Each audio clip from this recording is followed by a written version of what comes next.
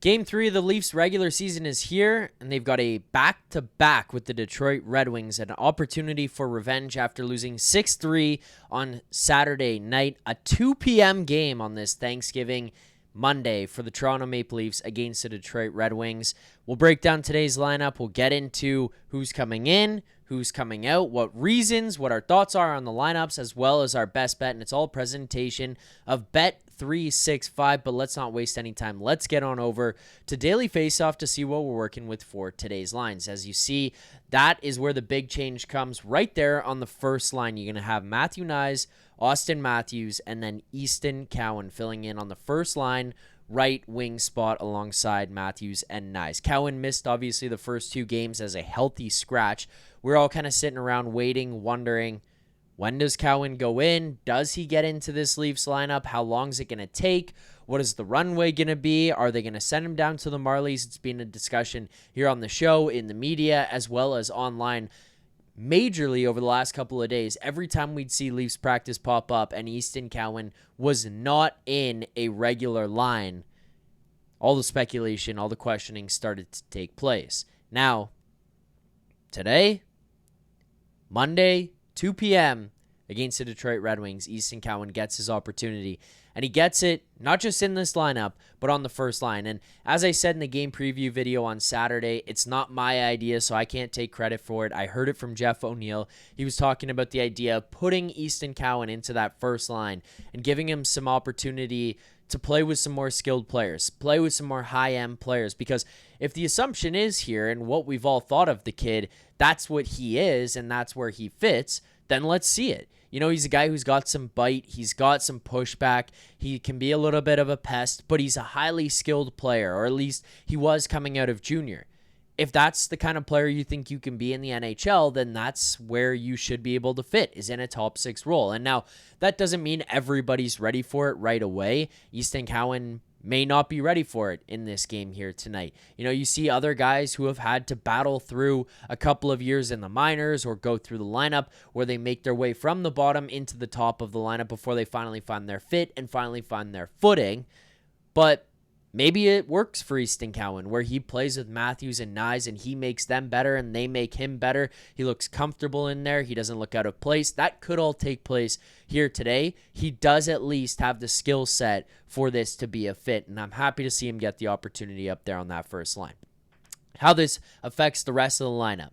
Matias Maccelli now bumps down to your second line, and he's going to play alongside Tavares and Nylander. I will be honest, long-term, or especially come playoff time, I don't know how much I love Matias Maccelli being in there with JT and Nylander. I don't necessarily know that he fits what they need. I think Bobby McMann, Max Pacioretty, those were the type of guys who could really seamlessly step in there with them and be that piece that's the go-getter, the hustler, the guy who can play physical. He can get up and down the ice quickly, could get into corner battles. Maybe Pacioretty doesn't get up and down the ice that quickly, but could get into corner battles, could win pucks, get to the front of the net, deflect, just be a nuisance out there, also a physical presence. Matias Maccelli doesn't really check any of those boxes other than the fact that he's a guy who's a highly skilled player and a guy who can get guys the puck. Now, maybe this works out because Nylander is the shooter, JT is a good shooter, and then you're going to have a guy who can facilitate things on the left wing, but truthfully, just from an outside perspective, I'm not the biggest fan of Matias Maccelli being on that second line. I think if he doesn't work as first line right wing, it's hard to find him a spot in the rest of the lineup, but he could prove me wrong here today.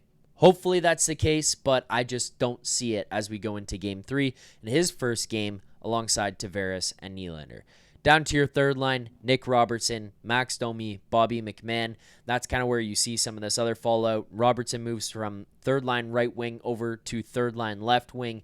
Domi remains at center, and Bobby McMann gets pushed down from the second line to the third line, playing in that right wing spot. I don't mind McMann playing with these guys, contrary to what I just said about how I don't like Maccelli up there and kind of would rather have McMann there. McMann had success alongside Max Domi and Nick Robertson last season.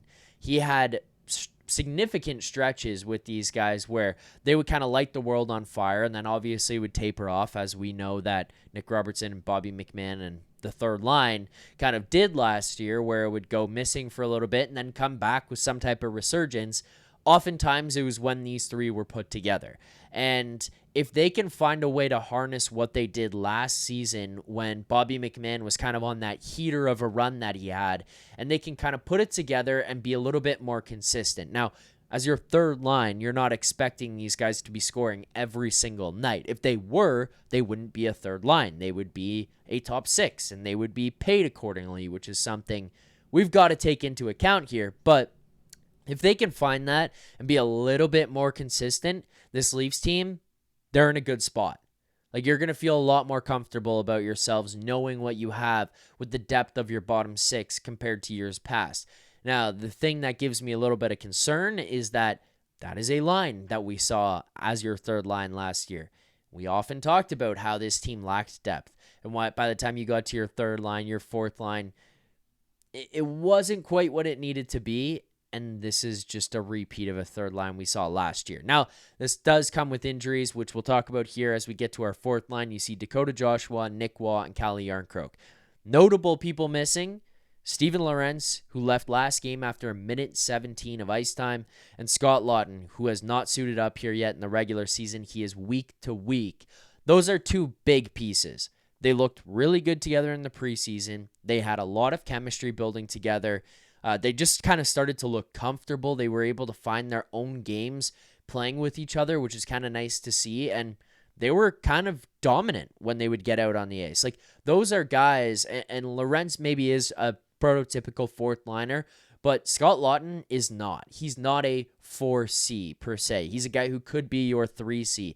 You know, on some other teams, a lot of other teams around the NHL, he could actually probably be their 2C if you look around. He's going to fit into a 4C role here, where he's going to have some more favorable matchups. He's going to play minutes that are better for him, better suited for him to be a dominant player. And he was playing with Steven Lorentz, who he found chemistry with. And then you get a guy like Calle Jarnkrok or Easton Cowan, as they had in the preseason, where they developed some chemistry there. You get some responsibility out of a guy like Calle Jarnkrok, who can kind of be there to help you, assist you, support you, play a little bit more the defensive side there as well, where you could actually just be a very strong, consistent fourth line that goes out, that can contribute, is physical, is heavy, and is defensively responsible. That's a win. But that's not what you have here for Game 3. Dakota Joshua, who has not yet found his stride in the first two games, he moves down to your fourth line. I think a lot of it is more chemistry and fit than it is, Dakota Joshua is not a third liner and he has to play on your fourth line. I think it just makes sense. And at some point here during this game, we could probably see them flip-flop, where the third line is no longer your third line. The fourth line is your third line. The third line is the fourth line, just moving around. And who gets the minutes? I don't think it's going to be, hey, that's 3, that's 4. It might be a bit more fluid. Dakota Joshua looking to kind of find himself here. Nick Waugh is going to be the center of that fourth line. I liked what he started to bring in that second game against Detroit. You could see a little bit of uncomfortableness in the preseason. Game 1 of the year started to have flashes. You started to understand what everybody in Vegas was talking about with Nick Waugh and why they were upset that they lost that player in particular.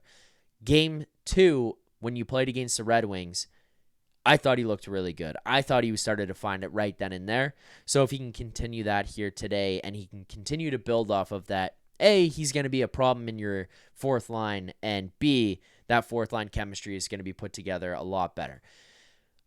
That's what you have for your forward lines 1 through 4. Going to your defensive pairings here, you need a lot more from these guys than what you've gotten out of the first two games. Morgan Rielly, I think to this point, has been your best defenseman.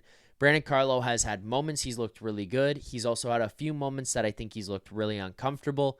I think some of that might just naturally be playing with Morgan Rielly. You just get put into some scenarios like that where it's like, here you go, man. You're in the deep end, sink or swim, and a lot of times he's found his way out, but he has looked a little bit uncomfortable in some of those spots.